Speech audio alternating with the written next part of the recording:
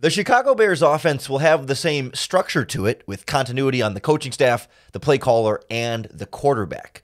But the offense will have some new looks and maybe a little different flavor because of all the upgrades they've done around Justin Fields. You are Locked On Bears, your daily Chicago Bears podcast. Part of the Locked On Podcast Network, your team every day.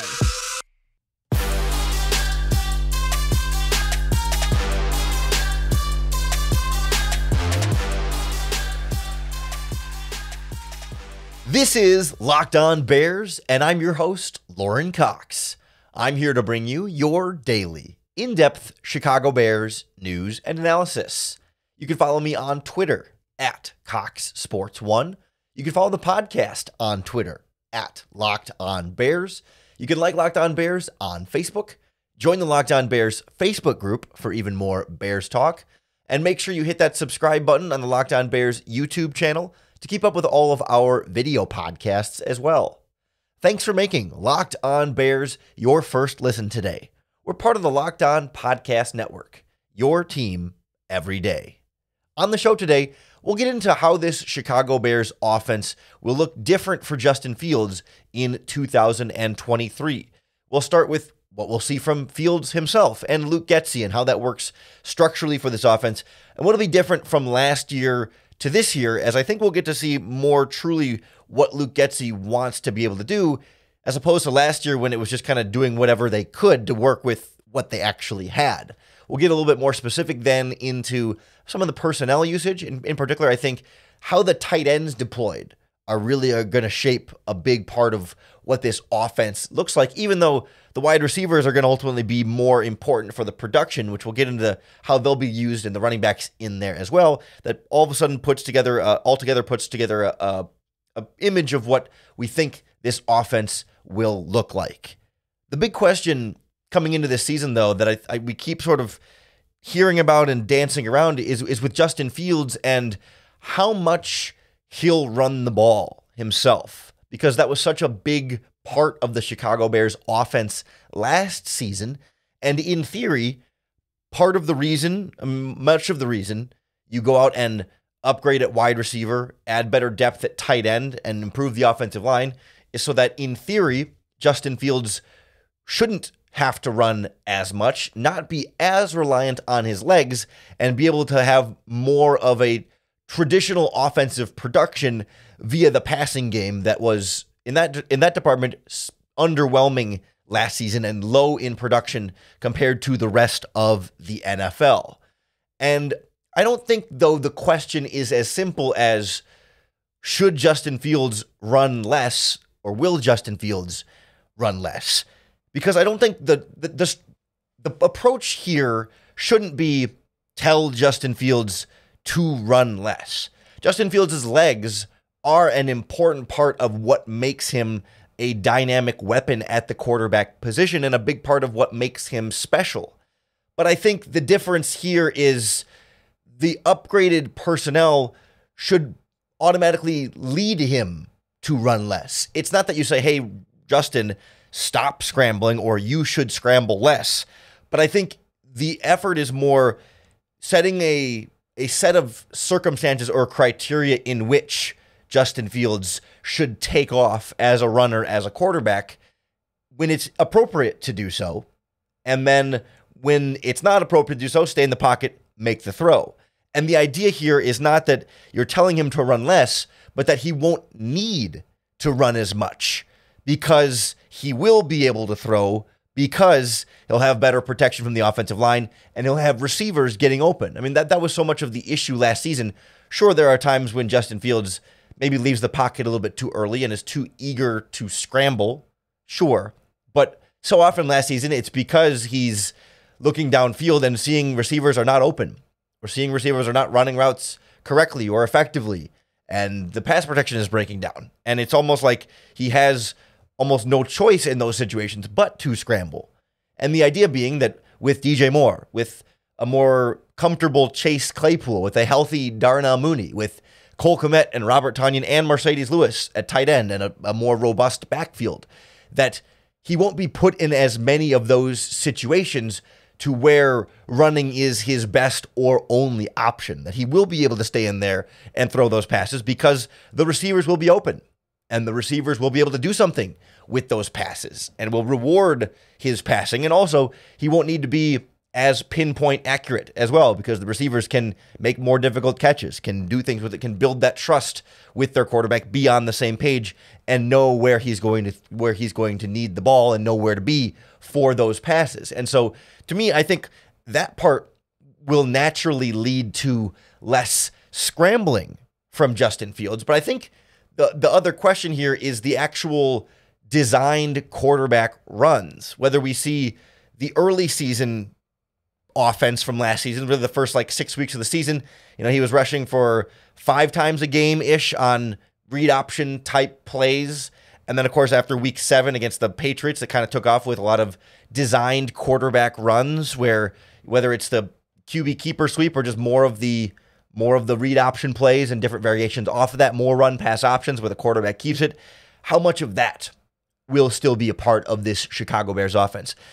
And I think the key with that is that, A, when you're calling a running play that the quarterback is the primary ball carrier on, it's not as though those plays are detracting from his passing stats.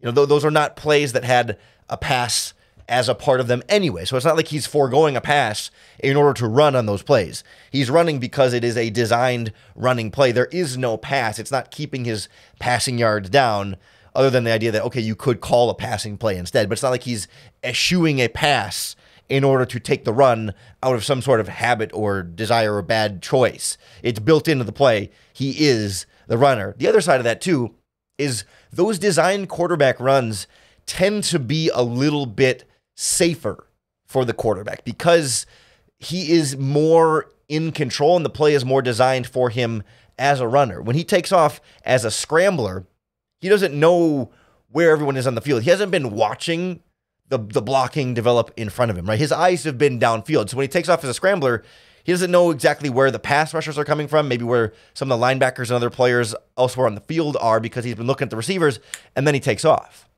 When he's the ball carrier, whether it's a read option or a designed quarterback power or whatever they're going to run, from the moment of the snap, he's reading the defenders that are coming after him. He knows where people are coming from. Sure, sometimes some players will come from behind or whatever, but for the most part, he's had much longer to assess where the potential contact is going to come, so he can brace for hits, he can slide, he can get out of bounds. He has more control over the contact he's going to face as a designed ball carrier than he does as a quarterback scrambler getting out of the pocket and trying to then get beyond the line of scrimmage. So I would imagine they're not going to go crazy with the read options right away. I think they'll slowly build up to that and go to that more and more as they need to. But presumably the rest of the ground game should be pretty effective, so you don't have to rely on the quarterback option game. Plus the passing game should be more effective. And I think the Bears will just have more options how to move the ball effectively, as opposed to last season when the quarterback running game was a little bit more of a necessity to move the ball effectively. Now they can sprinkle it in and use as much or as little as they want when they feel like they want to or need to move it in. And some games that'll be more, some games that'll be less. I think a lot more of the wrinkles that'll be new in this offense is how they utilize different personnel. And I've pounded the table on this a little bit this offseason, but I want to make it clear now too. The tight ends are going to be super critical for what this offense looks like this season, perhaps even more so than the wide receivers. We'll go into why Robert Tonyan and Mercedes Lewis in particular will matter a lot more than I think they're getting credit for next on Locked On Bears. The Locked On Bears podcast is brought to you by our friends at Underdog Fantasy. The football season kicks off this Thursday, and there's no better way to get in on the action than with Underdog Fantasy and their Pick'em game. You just pick between 2 to 5 players and select whether they'll go higher or lower on one of their stats, and then do what you usually do spending during kickoff, watching the game. You can win up to 20 times your money in a single game by going 5 for 5. It's a fantasy football game, but you can win real money.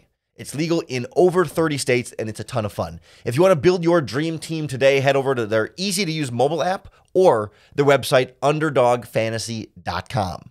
When you sign up with the promo code LOCKEDON, not only will Underdog double your first deposit up to $100, but they also have a Pick'em special live right now in their Pick'em lobby. With Patrick Mahomes, just has to get 1 yard for your pick to correct. They're basically giving you a free pick when you sign up right now. That's Underdog Fantasy, promo code Locked On. Use the link in the description or scan the QR code if you're watching us on the Locked On Bears YouTube channel.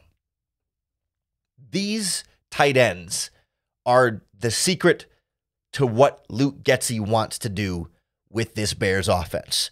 We saw him start the season that way last year, trying to get more of the tight ends involved in the early weeks of the season, particularly, against San Francisco in week 1.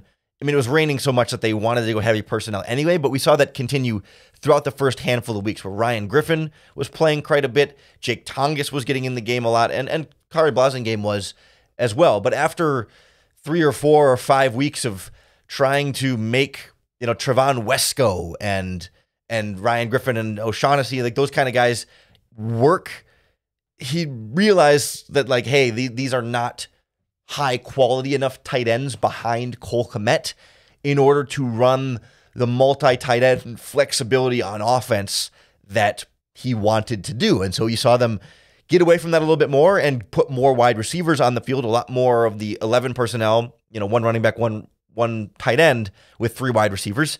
And that problem being your wide receivers were Equanimeous St. Brown and, for a while there, Amir Smith-Marset and Dante Pettis and a little bit of N'Keal Harry and a little bit of Byron Pringle. Of course, Darnell Mooney when he was healthy.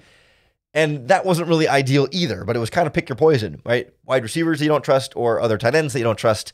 And they went with the wide receivers to kind of spread things out a little bit more, maybe lighten the box up for Fields a little bit more and the running game and try and win that way. Coming into this season, Luke Getsy wants to run the tight ends a little bit more. And that can feel counterintuitive when you got DJ Moore, Chase Claypool, and Darnell Mooney and feel like, oh, well, you want to get those 3 guys on the field as much as possible. And like to some extent that's true, but tight ends help you dictate what the defense is going to do and really dictate the personnel on the other side of the ball. And in some ways, when you can dictate the personnel of the defense, you can also dictate their coverage a little bit more here and there. And then that then makes the job easier, not only for Justin Fields, but then the other wide receivers that are on the field. And so I'm not expecting, Cole Kmet and Robert Tonyan and Mercedes Lewis to be, like fantasy football all-stars. No, not all-stars, but you know what I mean? Like fantasy football studs that are going to go for 1,000 yards. To me, the value of the tight ends in this offense is not what their receiving production is going to be, but what they mean for the actual structure and function of the offense so that the running backs and the wide receivers and Justin Fields, et cetera, can have the type of maximized production that you're looking for. I still think, Cole Kmet's going to have his 600 yards and Robert Tonyan will have, 300, 400, 500 yards in there too. And maybe Mercedes Lewis will catch a couple of passes here and there. But for me, it's more about what they do formationally for this offense that you can then put more often. You're going to be in 12 personnel, 1 running back, 2 tight ends. That's 1, 2, 12 with then 2 wide receivers. And we'll get into the wide receivers usage in a little bit here. But when you put 2 tight ends on the line of scrimmage, then that's 7 blockers in front of your running back or your quarterback in that regard. And so then in the running game, if you've got 7 guys up there, the defense usually is going to respond with their base defense. They're going to want to put at least 7 guys in the box to match those 7 blockers that you have for them. That they'll bring on that that third linebacker or that, depending on their formation, I guess, if they're a 3-4 team or a 4-3 team, in their nickel, it's 2 linebackers and 4 guys in the line of scrimmage. When they come into base defense, they either go to the 5-2 look where, it's a 3-4 or the 4-3, get the 7th guy in the box to try and be prepared if they're going to run the ball. Because if you got more blockers than defenders, then the running back's going to go free. If you got 7 blockers and 6 guys in the box, everyone's really well accounted for, and you're going to be able to run all over them. So, of course, the defense wants to match a 2 tight end set by getting heavier personnel in the box. What that then does is brings in a player into the box that is typically a linebacker and not a slot cornerback. Slot cornerback comes out of the game. Linebacker comes into the game, which is then a less quality player in coverage to match up with the likes of Cole Kmet or Robert Tonyan one-on-one down the field. It leaves then less help for the cornerbacks on the outside. You don't have true slot coverage players. They're going to be linebackers trying to get over to the flats if you're going to be in zone coverage. That's the other thing too. Teams are much more likely to run zone coverage out of their base personnel defenses because at least 3 of those players in coverage are going to be linebackers a lot of the time because, again, you're bringing in an extra linebacker. You only have 2 cornerbacks, 2 safeties out in the field. You're going to have some linebackers in coverage, and you don't necessarily want those linebackers in man-to-man coverage. So by bringing in multiple tight ends in your offensive personnel, you're dictating more likely that they're going to be in zone coverage. And certainly, like, if you're in a 2 tight end type of set, 7 guys in the box, 7 blockers, you still need an 8th man to tackle the running back if they're going to bring their safety down more.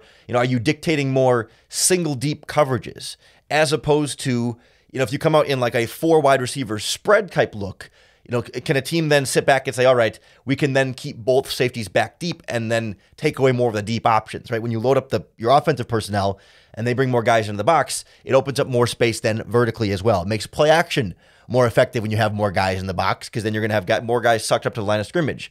Cornerbacks and safeties don't bite as much on play action. Linebackers are the ones that you can bite on play action a little bit more, and you can suck them in and throw it over the top. The other thing you can do then is you come out with 2 tight ends and a running back or whatever, and then you can spread them out 5 wide with your 5 wides being 2 wide receivers, 2 tight ends, and a running back. I mean, Cole Kmet can line up at a wide receiver or a slot position. Robert Tonyan can line up at a wide receiver or a slot position.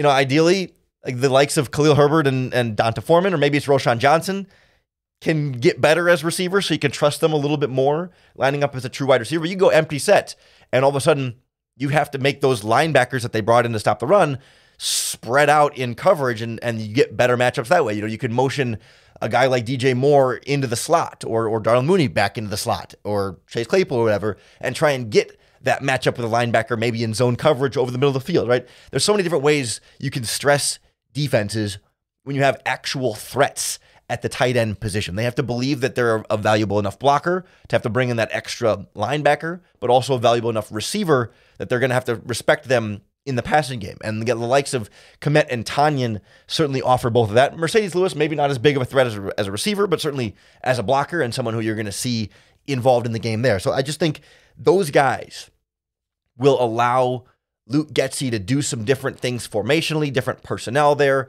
and try and then dictate more of what the defense is going to do and get better matchups for his other players on offense, in addition to just better matchups for those tight ends. I just think Kmet and Tonyan are so critical towards getting those matchups that you like.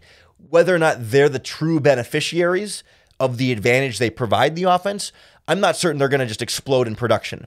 But the likes of DJ Moore and Darnell Mooney and Chase Claypool getting better matchups because the tight ends get them better personnel and makes the reads easier for Justin Fields when teams are in their base defense. Like, there's a reason teams play nickel all the time now, right? It's easier to disguise your coverages. You get better coverage matchups. They keep extra defensive backs in the field to stop the passing game. Going heavier on the tight ends counters that, forces the defense to play to you, and makes Justin Fields' job that much more easy. So that's why I'm really excited about Robert Tonyan. It's why you saw the Bears prioritize bringing Tonyan in, still going after Mercedes Lewis, adding more at tight end, and why I think they still could add more at tight end and add more depth there. I'm curious to see how that plays out over the course of this season, but I think that's going to be critical for what this offense, or how this offense grows in 2023. I don't want that to detract from how important the upgrades at wide receiver are going to be for this offense. I want to go through how we'll see DJ Moore and Chase Claypool and Darnell Mooney and even Tyler Scott, Velus Jones, Equanimeous St. Brown, how this wide receiver rotation will actually look. We know what the depth chart looks like, but like how they'll actually be deployed together in that rotation, we'll kind of go through what that might look like. And certainly we got to touch on the running backs quickly as well, and how we might see Herbert and Foreman and Roschon Johnson involved in this offense next on Locked On Bears. The Locked On Bears podcast is brought to you by our friends at eBay Motors. eBay Motors has teamed up with Locked On Fantasy Football's host Vinny Iyer to bring you some of the best fantasy football picks each week all season long. Whether you're still prepping for your draft or you're getting ready to scout the waiver wire after week one, every week we're going to provide you with players that are guaranteed to fit on your roster. So let's see what Vinny has picked out for us with this week's eBay's Guaranteed Fit Fantasy Picks of the Week. If you're looking for a player to take in your fantasy football draft who will spark his new team's offense and also help you speed to victory, then why don't you use a luxury pick on Chicago Bears wide receiver DJ Moore? It didn't take long for the former Panther to go from 0 to 60 after his big trade, cruising into this easy role as Justin Fields' new go-to guy. We know how good DJ Moore was with Carolina, but he can perform even better than ever while dominating targets from a young quarterback in Chicago. Vinny Iyer from Locked On Fantasy Football is going to help you win your fantasy championship. And eBay Motors knows that a championship team is about each player being a perfect fit. The same thing is true for your vehicle. With eBay's Guaranteed Fit, there are over 122 million parts and accessories for your vehicle right at your fingertips. And you can make sure that your ride stays running smoothly. They've got brakes, air filters, taillights, batteries, shocks, alternator struts, you name it, eBay Motors has it. And they'll make sure it's the right fit for your car because eBay's Guaranteed Fit helps you understand exactly what part you need for your vehicle the first time. So go forth, crank up the AC, and say goodbye to sweating if your ride needs a little fixing up because now you'll know you'll always be set up for success from the get-go. With eBay Guaranteed Fit, everything your vehicle is calling for is just a click away. For the right parts and accessories for your vehicle, just look for the green check. Get the right parts, the right fit, and the right prices at ebaymotors.com. Let's ride. eBay Guaranteed Fit only available to U.S. customers. Eligible items only. Exclusions apply. The Chicago Bears tight ends should help Luke Getsy put the Bears wide receivers, and therefore Justin Fields, in more advantageous positions to be effective in the passing game. But one of the big questions entering this year is like how you use these wide receivers, right? We know DJ Moore is the number one guy. He's going to be the go-to option there. But then you got Chase Claypool, who we want to see more from and feel like there's a lot of untapped potential there and adds a lot more size, that component that Moore and Mooney don't have as much of and can be very valuable to differentiate himself. But we've seen Darnell Mooney be a 1,000-yard guy. Borderline number one wide receiver in the past. Certainly a high-end number two wide receiver in this offense with DJ Moore. And so how do you find time for all of them? Plus, you want to see what Tyler Scott can do as a rookie. He's got some speed, can take the top off vertically, can make some damage after the catch, on screen passes and stuff. Velus Jones has a speed as well and some size, and you want to see him grow into something more. I think the confidence level is lacking a bit there, but still a guy who has playmaking ability. Equanimeous St. Brown is on the roster, is under contract. In theory, I think the point of getting Moore and Claypool and Scott was to maybe play less Equanimeous St. Brown, certainly compared to last season. But to his credit, a very good blocker, maybe the best blocking wide receiver on the team, and there's value to that in the running game for sure. And then we can't rule out that Trent Taylor, brought in as the punt returner, has also come in, is not purely a punt returner. I mean, that's his strength and why he was brought in, but he is a wide receiver, 5'8", 180 pounds, good speed, never been a super productive player, although his career best game came against the Chicago Bears his rookie season in 2017, had 6 catches for 92 yards in that game. He said he in his introductory press conference last week, he said he had food poisoning the night before, didn't sleep at all, and calls that his Chicago flu game that he had before he played against the Bears. So maybe he can keep some of that positive performance at Soldier Field going. Something about playing there or whatever maybe works well for him. So certainly Trent Taylor is not going to have an offensive role in week 1. He's still learning the playbook. He's still learning his teammates. He'll be the punt returner, but he's not going to really, I don't think we'll see him on offense at all in week 1, and maybe over the course of the season, very little at all. But in the meantime, it's going to be a lot of DJ Moore. And then the split between Darnell Mooney and Chase Claypool will be interesting because, like we talked about with seeing more 2 tight end sets this season, that means only 2 wide receivers can be on the field when you have 2 tight ends and 1 running back on the field. So then is it Moore and Mooney? Is it Moore and Claypool? Is it Mooney and Claypool? I mean, I don't think there are very many reasons you would want to take DJ Moore off the field. I mean, unless he's just tired or certainly an injury or something. But for the most part, we should expect Moore to be out there every time. And it's a matter of who else is paired with him at wide receiver. And we should be clear on the volume we're talking about here. When we go through like 2 tight end sets, this is not even going to be necessarily like the majority of the offense. You're still going to see the vast majority of the Bears offense with Luke Getsy is 3 wide receivers, 1 tight end, 1 running back. Like 11 personnel. It'll be Herbert or Foreman with Kmet, and then the 3 wide receivers out there, likely Mooney, Claypool, and Moore with some variation in there. But I think you could see up to a third of the offensive plays be multi-tight end. When you look back at Luke Getsy in Green Bay, when they had Tonyan and Lewis, they would go 2 tight end sets on over 30%, close to 35% of their offensive plays. And they'd go 3 wide receivers on about 60-ish percent. Again, these are sort of like, I'm rounding here. That's why the math starts to, butt up a little bit there, but around that much. So I'm expecting to see that those numbers start to get closer to that, because the Bears offense last season did not get there as much. The Bears went with a lot more 2 running backs last season, either Blasingame and a running back, or both Montgomery and Herbert a lot last season. I think we'll see a lot less of the 2-back sets and replace that with a lot more of the 2 tight end sets, and then a similar amount of 3 wide receiver sets. So again, to be clear, I think your most common offensive package will be DJ Moore on the outside, Chase Claypool on the outside, Darnell Mooney in the slot, Cole Kmet at tight end, Khalil Herbert or D'Onta Foreman at running back. Like that's going to be your go-to combination of some shape or form. In the shotgun, different guys in different sides, of course, motion and stuff. But sure, those 5 will be your skill players the majority of the time. But there's still going to be those times when you have 2 wide receivers on the field. That's almost half of the offense will be only 2 or fewer wide receivers on the field. And so then I think, to me, you're going to see, first of all, DJ Moore will alternate both sides a lot. He's going to be the first read on a lot of plays. The number one option, you first look to see, is his route open? If not, move on to everybody else. He will be the focal point of this offense, and the majority of the balls, he'll lead the team in targets. I don't know where the L's kept coming there. Lead the team in targets for sure on this offense. And then I think in 2 wide receiver sets, it kind of depends on the opponent. You know, if they got really small defensive backs, maybe Claypool plays a little bit more than Mooney in that game. You know, or if you feel like you need Mooney's speed, if you feel like you need to get rid of the ball quicker and more underneath routes, maybe Mooney needs to be on the field more in those situations. It kind of depends on down and distance and package and personnel on the defense and the opponent, the game plan, and how your offensive line is doing, et cetera, how you feel like the blocking is from Mooney and Claypool in terms of different personnel. But I think we'll see those guys split time as sort of like both are kind of the number 2, number 3 receivers, and it's not like a clear 1, 2, 3. It's kind of like 1, 2A, 2B for Mooney and Claypool, but with Moore still as kind of the key guy up top. And then, you know, certainly Darnell Mooney will be their first choice whenever anybody's in the slot, and then Claypool will play a little bit more on the outside as a result, but all 3 guys will play slot and outside.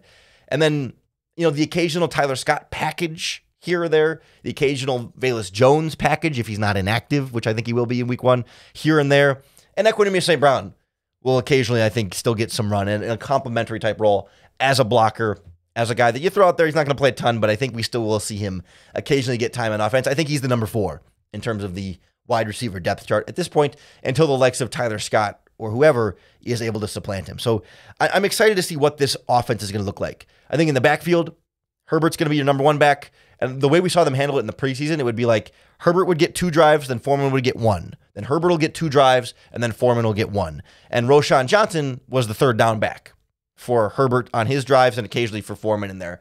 And that's, I think, how we'll start the season. And then as the year goes on, that'll shift in a couple different directions. Whether Johnson might get more, Foreman might get more or less, and it's not going to be a clear cut like 2-to-1 to 3rd down back ratio year round. I think there'll be some tweaking of that over time. So that's what this Chicago Bears offense should look like. That's what Luke Getsy has shown that he wants to do with this offense when everyone's healthy. Because now that he's got a healthy cast, we'll get to better see his actual ability as a play caller. Whereas last season, I think he was pretty hamstrung by personnel that limited what he could do and what he could trust with his play calling. And this year will be a great evaluation of Getsy in addition to Justin Fields. We'll be keeping close tabs on what this Bears offense looks like all season long. So make sure you hit that subscribe button on YouTube or wherever you listen to podcasts, because that's going to be the best way to keep up with all of our daily, in-depth Chicago Bears news and analysis. Thanks for making Locked On Bears your first listen today. We're part of the Locked On Podcast Network, your team every day. Really appreciate our everydayers that tune in 5 days a week to get your daily Bears fix. Before you know it, we're going to be getting ready for the Bears-Packers game. I'm going to put together a Packers all-22 breakdown, kind of look at what Jordan Love might present in this year's Packers team. That'll be exclusive for the Locked On Bears insiders on our subtext group as well, so be on the lookout for that. Join subtext.com/LockedOnBears if you want to check that out. But in the meantime, you got to keep coming back for the podcast to get your next opportunity to bear down.